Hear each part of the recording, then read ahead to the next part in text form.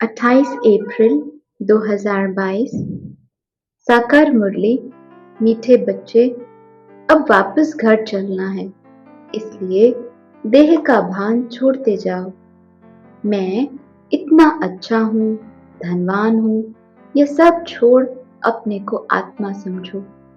प्रश्न: किस निश्चय व धारणा के आधार पर तुम बच्चे अपनी बहुत ऊंची तकदीर बना सकते हो? उत्तर: पहला निश्चय चाहिए कि हम आत्मा हैं। हमें अब शरीर छोड़ वापस घर जाना है, इसलिए इस दुनिया से दिल नहीं लगाना। दूसरा निश्चय चाहिए, हमको पढ़ाने वाला और साथ ले जाने वाला शिव बाबा है। उनकी ही श्रीमत पर हमें चलना है।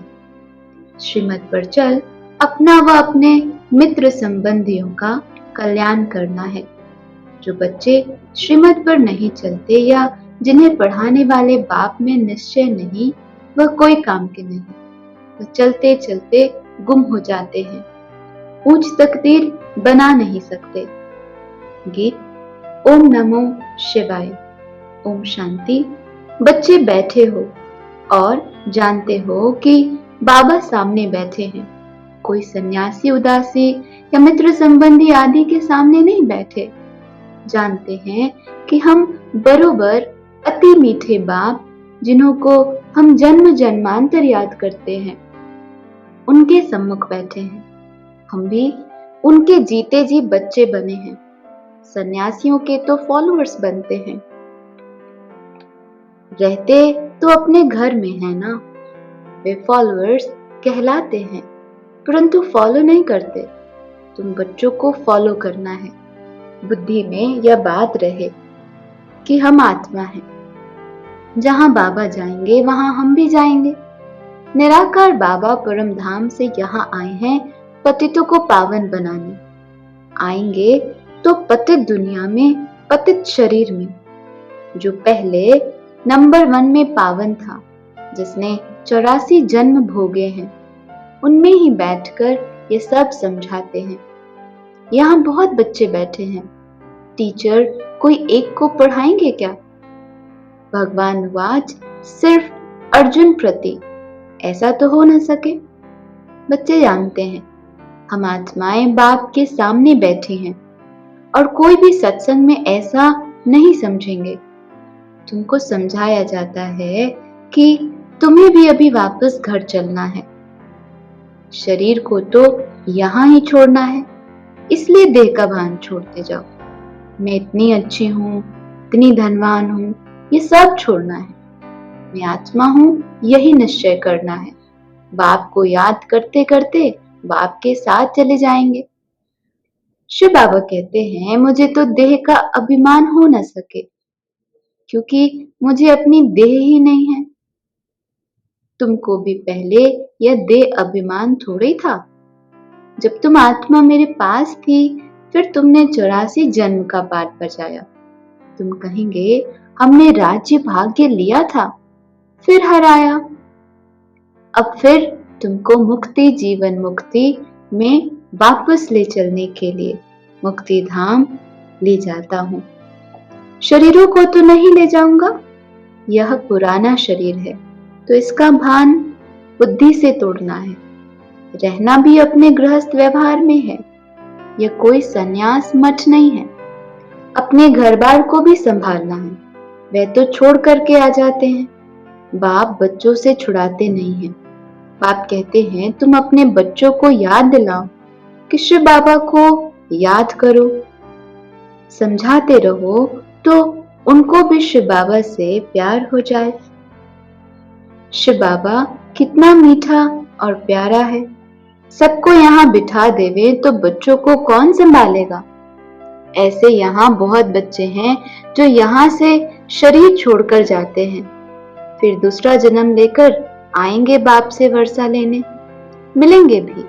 यह निश्चय होना चाहिए कि हम आत्मा हैं। यह शरीर छोड़कर वापस जाना है। यहाँ हमारी दिल नहीं लगती। सन्यासी लोग कहते हैं ब्रह्म तत्व में लीन हो जाएंगे। अनेक मतांतर है। यहाँ तो एक ही बाप है। बाप आया है हम बच्चों को वापस ले चलने। सतयुग में तो ये सब धर्म नहीं थे। अभी सतयुग स्थापन हो रहा है। अभी बाबा रीइंकार्नेट हुआ है। तुम अभी रेजुविनेट हो रहे हो। रीइंकार्नेशन एक के लिए कहेंगे। बहुत बच्चे लिखते हैं बाबा हमारे जीवन में अच्छा ही परिवर्तन आया है, कभी थोड़ा क्रोध आ जाता है। हाँ बच्चे, यह तो होगा ही। बीमारी कोई फट से छूट जाती है क्या? नहीं ना। सब गुण निकलते निकलते निर्गुण बन गए हो। अभी सर्व गुणवान बनना है। तुमको अथाह धन मिलता है। वहां लोभ की तो बात ही नहीं। यहाँ लोभवश कितनी चोरी आदि करते हैं। ऑफिसरों की गफलत से अनाज के गोदाम खराब हो जाते हैं, फिर जला देते हैं। यहाँ तो मनुष्य भूख मरते हैं। तुम समझते हो हमको शिव बाबा पढ़ाते हैं।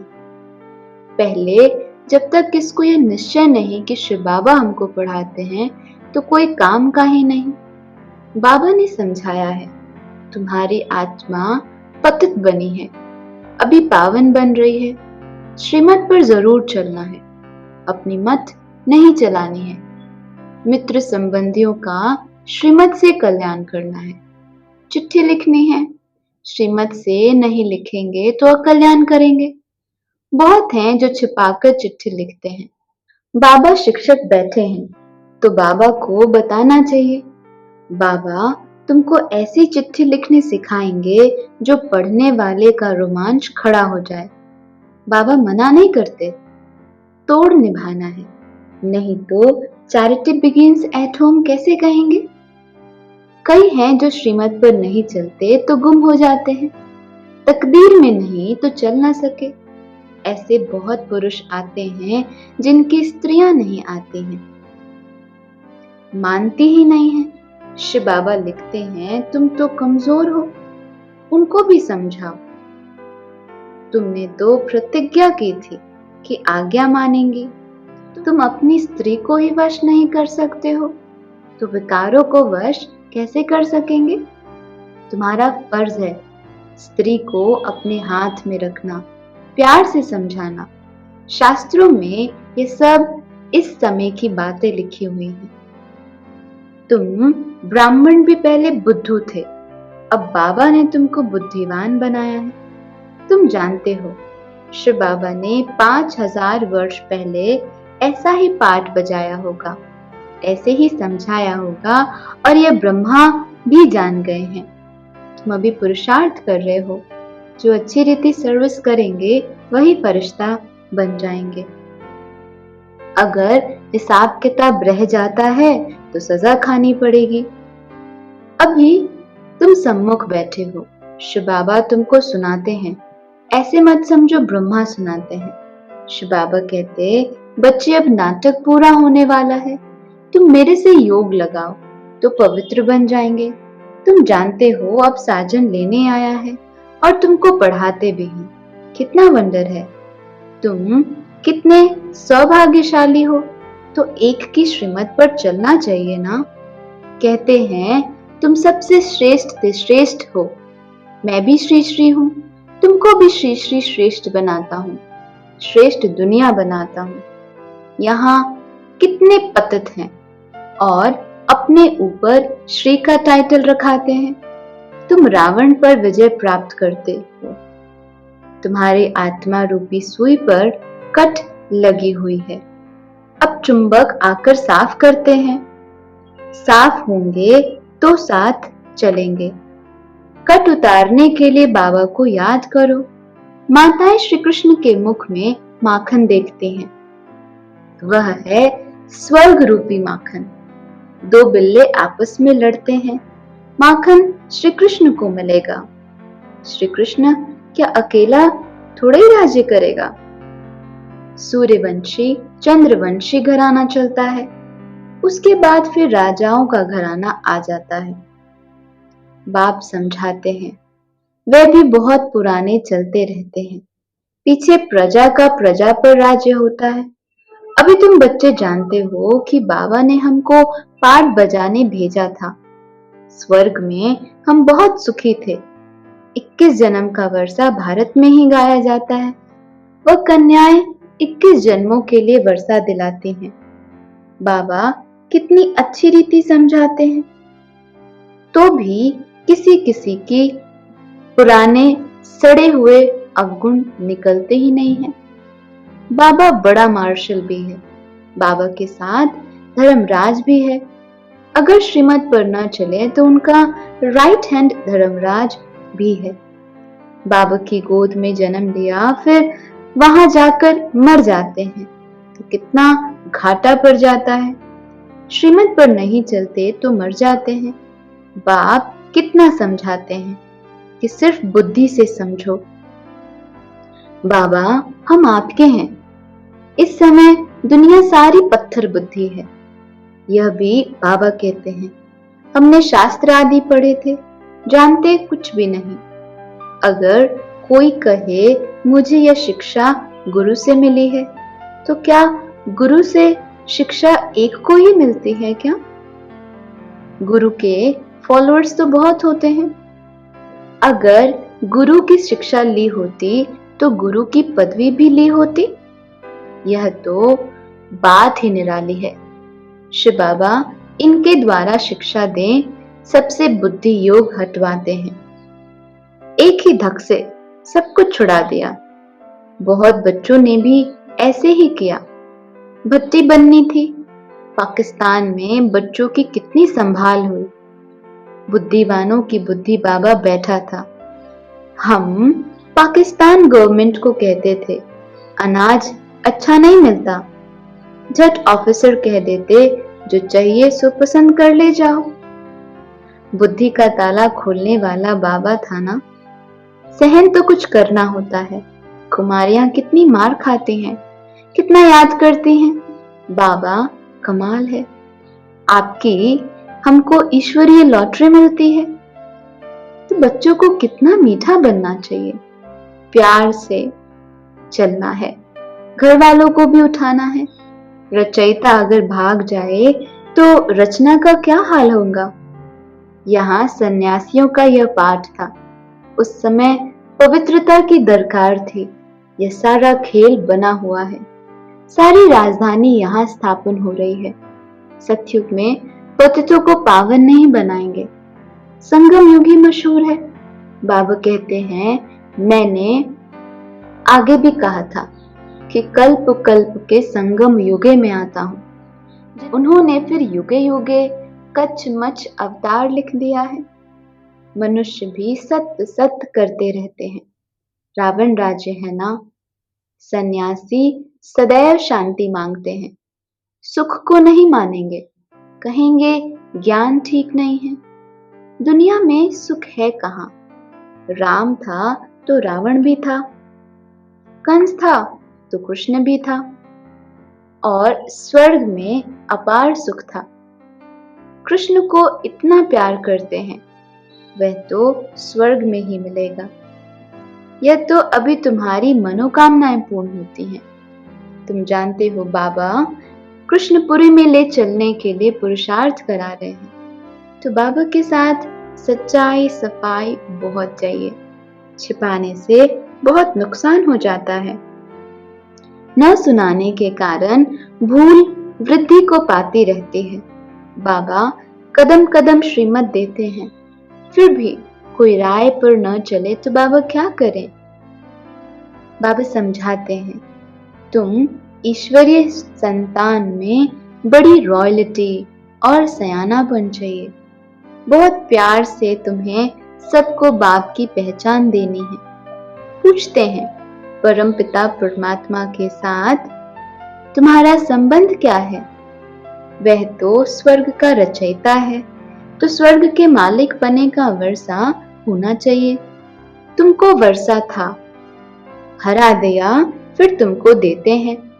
ये लक्ष्मी नारायण यहाँ का लक्ष्य है। बाप जरूर सतयुग का ही राज्य भाग्य देंगे। तुम बच्चों को सर्विस करनी चाहिए। सबको जिये दान देना है 21 जन्म के लिए। तुम ही महान पुण्य आत्मा हो। तुम्हारे जैसी पुण्यात्मा कोई भी हो न सके। पुण्य की दुनिया में तुम चलने वाले हो, बहुत मीठा बनना है। यह है पतित पावन बाप और दादा। बच्चों को वैश्यालय से निकाल शिवालय में ले चलने के लिए आए हैं। इनको रौरव नर्क भी कहते हैं। यहाँ दुख ही दुख है। बाबा आया है दुख धाम से निकाल सुख धाम में ले चलने के लिए। हम ऐसे पारलौकिक माता पिता से सदा सुख लेने के लिए, मिलने के लिए आए हैं। ये बहुत खुशी की बात है। तुम्हारे को खुशी है कि हम शिवालय स्थापन करने वाले भोलानाथ भंडारी बाबा के पास जाते हैं। याद भी शिव को करना है, रथ को नहीं। अच्छा, मीठे मीठे से खिलते बच्चों प्रति माता पिता बाप दादा का याद प्यार और गुड मॉर्निंग। रूहानी बाप की रूहानी बच्चों को नमस्ते। धारणा के लिए मुख्य सार। पहला पॉइंट, बाप के साथ सदा सच्चा रहना है, कुछ भी बाबा से छिपाना नहीं। बहुत बहुत रॉयल्टी और समझदारी से चलना है। दूसरा पॉइंट, 21 जन्मों के लिए हर एक को जीवदान देने की सेवा कर पुण्य आत्मा बनना है। आत्मा रूपी सुई में जो कट चढ़ गई है, उसे याद की यात्रा में रह उतारना है। वरदान, स्नेह की उड़ान द्वारा समीपता का अनुभव करने वाले पास विद ऑनर भव। विस्तार, स्नेह की शक्ति से सभी बच्चे आगे बढ़ते जा रहे हैं। स्नेह की उड़ान तन से, मन से व दिल से बाप के समीप लाती है। ज्ञान योग धारणा में यथाशक्ति नंबरवार है, लेकिन स्नेह में हर एक नंबर 1 है। स्नेह में सभी पास हैं। स्नेह का अर्थ ही है पास रहना और पास होना व हर परिस्थिति को सहज ही पास कर लेना। ऐसे पास रहने वाले ही पास विद ऑनर बनते हैं। स्लोगन, माया और प्रकृति के तूफानों में सेफ रहना है तो दिल तख्त नशीन बन जाओ। ओम शांति।